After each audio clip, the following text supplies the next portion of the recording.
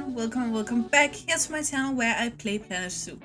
My name is Nissa and today I built this, which is my Koala Wombat habitat, and if you want to see how I built it, then keep watching. And I know, I said that this week would be all Pinewood Zoo, but there is a few things about that. We will still finish Pinewood Zoo this week, and the final zoo tour will be this Saturday. But the thing is though, I still really wanted to play the game, and everything over there is pre-recorded from like more than a week ago at this point, so I wanted to build something.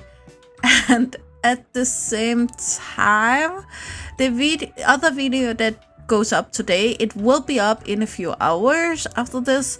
And just a friendly warning, it is a tough nut one, not the build itself, but we are gonna go through the more or less cruel story behind zoos overall, so therefore I figured I wanted to put out something a little more lighthearted, so we're gonna have some fun here with the Common Wombat and the Koala. Again, the other video will be out later today, but if you are of a soft heart or anything like that, maybe watch it with a friend or something like that, and if you're a kid, ask your parents how they feel about you watching it, just to make sure we don't want any mad parents out here. But once again, I built with these mud thingies that, as I said before, I don't really like the look of them. But once again, I think I managed to do something that works real well. And again, it's thanks for all of the other Planet Zoo YouTubers that use these pieces that makes me believe that I could make them pretty too. And it worked, so I'm so happy about that. But the idea about this habitat was done before I noticed how much I actually need to learn about this beautiful animal, the Common Wombat. We have had the koala in the game for some time, and I had wombats before as the muds. But the thing is, the mudded wombats I had did climb, and I think it's probably because they were made on the koala rig that may have something to do with it. So I actually thought they were climbing. So that's why I built this entire indoor tunnel system here. They're gonna get a burrow instead, but the koalas are gonna love this. They really like it. They wouldn't use it at first, but honestly, they use more than half their time in here just climbing around. So I'm happy about that at least. But that clearly shows how much I needed to research and learn about this beautiful animal, or both of them technically, but especially the Common Wombat. So that's what we're gonna focus most on today. But as you know, I don't know how to limit myself, so we're probably gonna talk about them both. But let's just start with the thing that is actually putting both the wombats and koalas kind of in the same family. It's not the exact same family, but they do have something pretty vital in common, and that is the fact that they're both marsupials. If you don't know, marsupials is these amazing animals, kind of like the kangaroo and the wombat, where they have these pouches where the baby can lie in, and then they will come out of them when they are ready to be born. So they technically get born, then they have to climb to the pouch, then they get baked, done. Like, they are pretty undone when they are born. They don't have eyes or fingers. Some of them have no hairs. All of this. So to get time to actually get ready to get real born and make it in the world, they live in this pouch for a time before they are ready to climb out. some of them will climb out on their own, and some of them it will be more like the mama telling them, it's time, buddy, get out. And that's just how it is with a lot of animals, honestly, including humans sometimes. But marsupials don't all do it the same way, if you can say. Of course, it is still about the mom having the pouch and the baby being in there for some time. But the difference is, though, where kangaroos having it facing pretty much upwards because of the way the kangaroo stands on hind legs. So therefore, if it was turning any other way, it would make the baby fall out, maybe. Koala. I'm having too many animals at this point. The koala does it a little more different. Their pouch is smaller and more tight to make sure that the baby don't fall out at any time when they climb around. The wombat have its completely own way of doing it, because first of all, it doesn't climb, which we just figured out. But this thing is also that they have some other needs, basically. So their pouch wouldn't make sense to face up towards the face. First of all, because they climb on all fours all of the time, basically. They can sit, but most of the time they will be on all fours.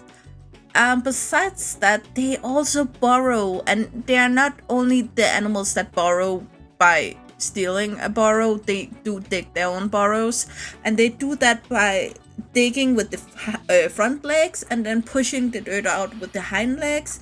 And you can imagine that with your front legs pushing the dirt down past your stomach to the hind legs to push it out the burrow would give you some issues if you had a pouch open that way. So instead they tilt it around, so instead it's towards the hind legs, which would make it face downwards if it went around on its hind legs like the kangaroo. But because they look the way they do and work the way they do, it is much more practical not to get any bacteria and dirt in there. And at the same time, this actually also kind of protected their pouch for a lot of generations, since for a kangaroo, it was easy for any kind of explorer to see something happens there about the pouch. Koalas were a little more discreet about their pouch, so it would be a little more difficult to find that. But since the pouch is placed the way it is on wombats, it's much more difficult to see, especially because when the baby comes out, it will still be pushed through the hind legs, because the pouch is facing that way. It will come out from the belly, so under, and not from the same hole as we do, for instance. But it's placed so it's the belly and then towards the hind legs, out between the hind legs. So it was quite difficult, if you don't know what to look for, to actually notice that they give born through a pouch and not the vagina. And I just want to clarify, I know I said family, it's not the same family. Wombats in the Wombatidae family. I know that's Latin and it's a mouthful, but not as big of a mouthful as the family of the koalas, which is the Phascolarchidae, I think. So I just gonna check right away. I think it's only koalas in here. Yes, it is. Some families can have like multiple animals in there. These are only koalas, but they are in what is called the infra class. The class is mammalia, which means that it's a mammal, but the infra class is like under that, and that is marsupialia. Sorry, Latin. So that's where they split off. Then they of course have the order, but the order does also seem to be the same, which is the Diprotodontia. So a long way down through all of these kingdom, phylum, subphylum, class, intraclass, and order is the same, but when it comes to family, genus, and species, that's where they break off. I don't know if that helped clarify it for anyone, but I feel like I had to say something. The first settlers that arrived to Australia or Oceanica overall, it actually didn't recognize the wombat as a species on their own. They did call it badger, and in writings like logbooks and that kind of stuff from those settlers, you can see them explain it as a badger that looked really weird. I understand that if you thought it was a badger because they don't look alike at all, but it was basically because they saw that they burrows, and that's a badger that burrows. That was the argument there. So clearly humanity have learned a lot about the animals since then. But this isn't the only thing that tells it apart from the badger. For instance, the color is again very different. The shape is very different. It has a very small tail that almost doesn't exist, and the legs are also fairly small. On top of that, they are also completely herbivores, and they are just these very cute and charming small, very kind of wobbly walking animals, and therefore they should never have been compared to a badger. The funny thing is that wombats seem so iconic about Australia, but they don't live on a lot of Australia. For instance, just a very small part of mainland Australia, but they are more prominent, divided over on Tasmania. They live in the temperate climate zone, which I'm pretty sure that's not what the game tells you. I think they said grassland and temperate, and according to Anomalia.io, it's only temperate climate zones. But again, the game had before confused climate zone and biome.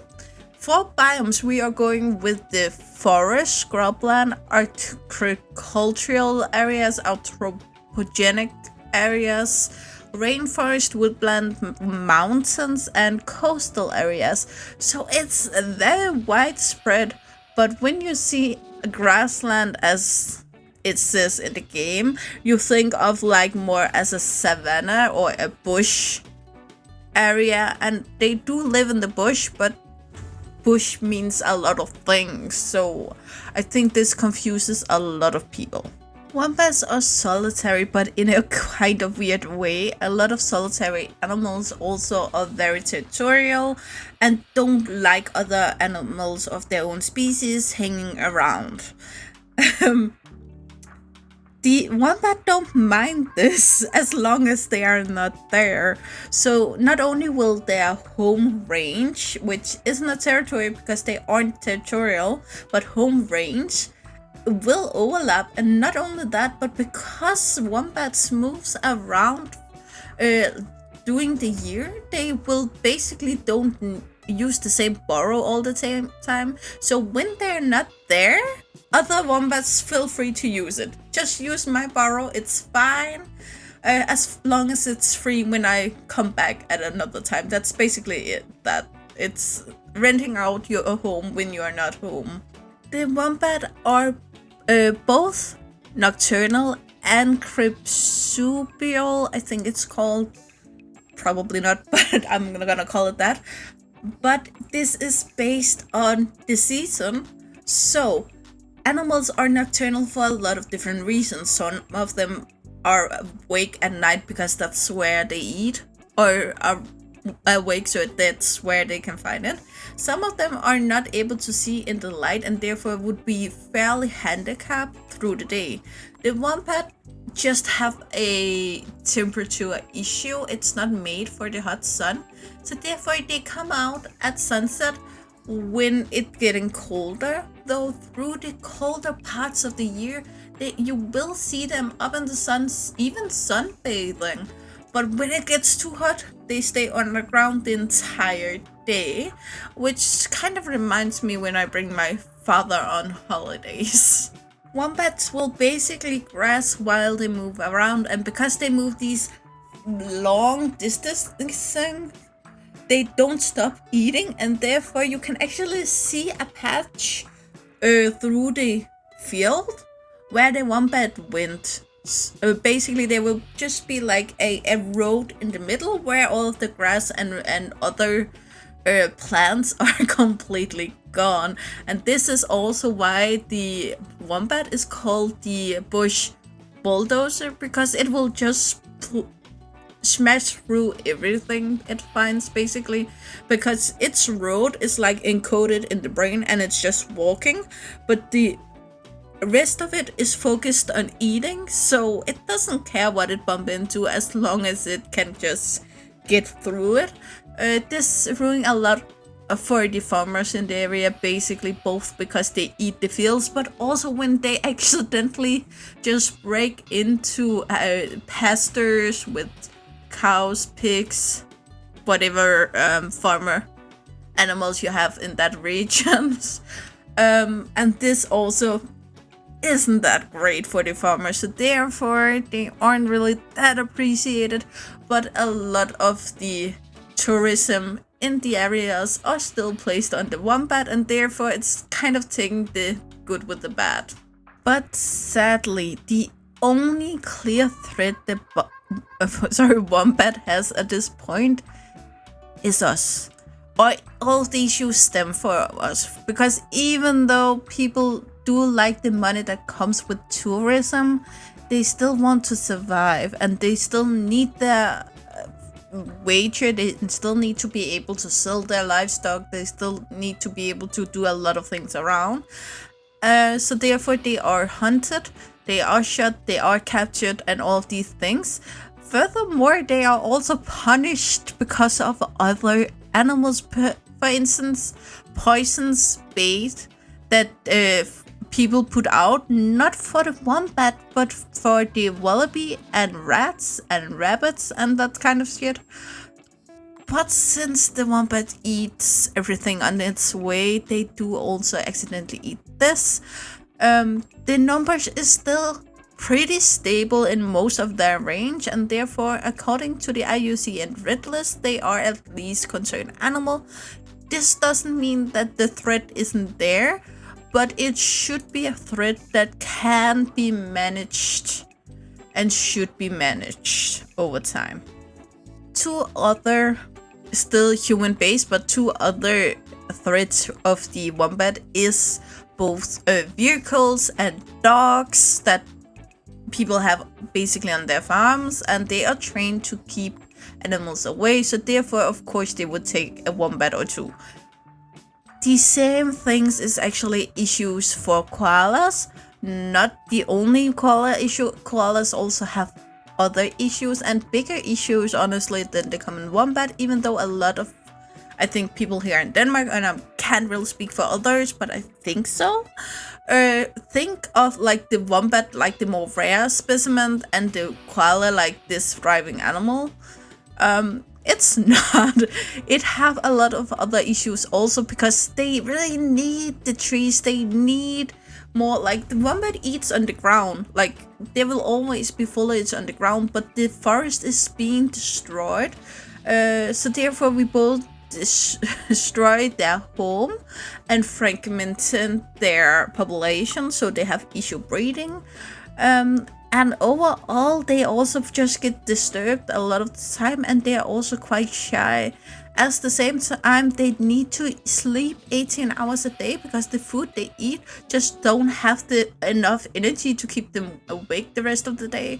So what happens if you only have like 6 hours a day to be awake, and when you wake up, everything about around you is destroyed.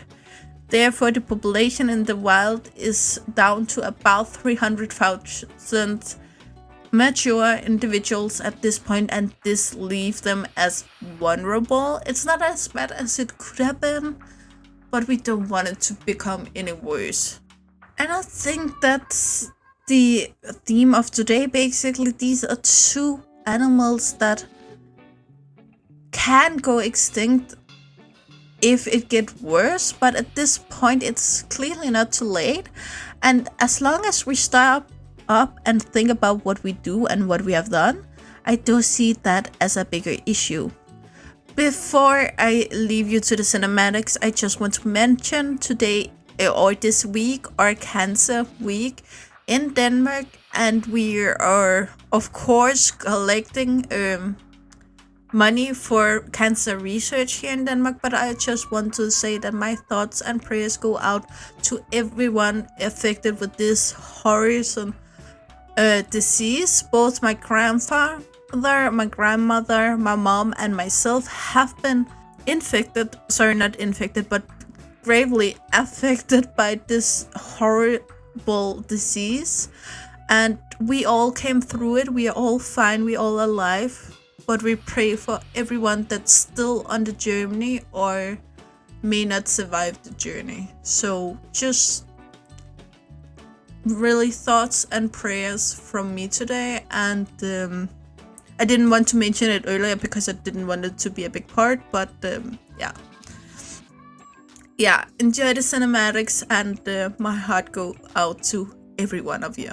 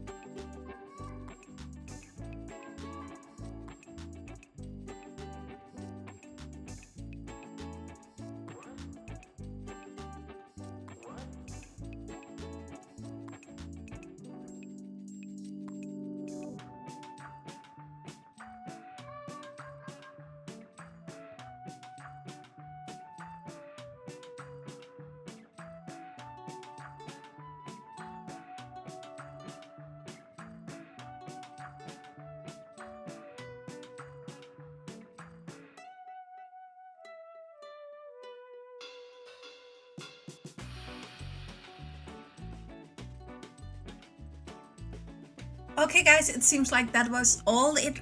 I really try actually to do stuff I don't normally do. For instance, in this zoo, I don't think I mentioned that yet, but I'm playing with money and what's it called?